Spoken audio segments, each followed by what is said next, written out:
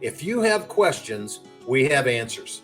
Join us live every Wednesday at 4 p.m. Pacific Standard Time for Talkin' RV Tech, presented by RVTravel.com. Here's a sample from one of our recent shows. So Brett says, when extending or retracting the slide outs, when should I release the button? I usually count 3 seconds after the slides fully extend or retract before releasing the button. Am I damaging the hydraulic motor holding for that long? Go ahead, Dustin. I mean, slide outs have changed over the years, but I've been doing it for 25 years now. What I was always instructing my owners or customers is run the rim out about 95% of the way and then just bump it to let it rest up against it. You don't want to rely on, whether it's a clutching or it's a motor, or even some of them have like a stop switch or a button switch or a sales type switch that, it hits up and shuts off.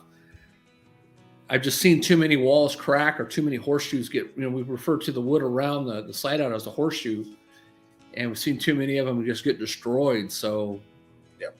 I'd go 95% of the way out, just bump it and let it rest out. Yep.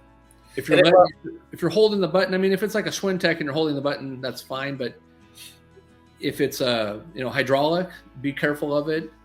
Yeah, I would say 100% on the hydraulic, do exactly like you said.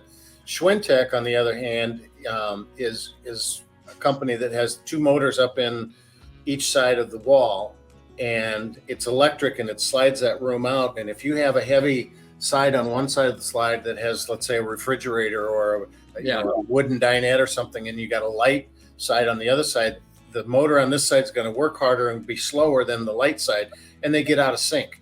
So Schwintek recommends that you push that button and you hold it till the actual room comes out and the motor stops. Yeah, it recalibrates. That will sync those two in, and that's been a big problem with the Schwintek, because people feel that, oh my gosh, the motor's going, and then when it stops, I just ruined the motor.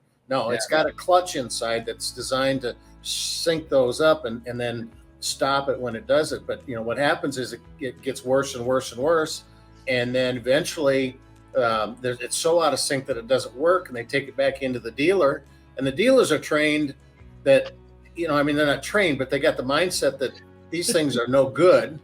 And so, it's a Schwintek, you got to replace the motors, and they're replacing these motors like crazy. And it's like, no, nothing wrong with the motor, but you got to make sure it's a Schwintek. And the way to do that is you look at the outside. When you extend that room out, on the top and the bottom, you will have gears.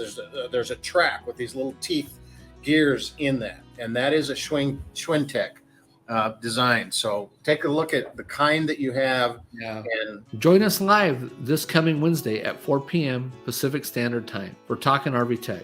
You can join us on any of the YouTube or Facebook destinations linked below. We hope to see you there.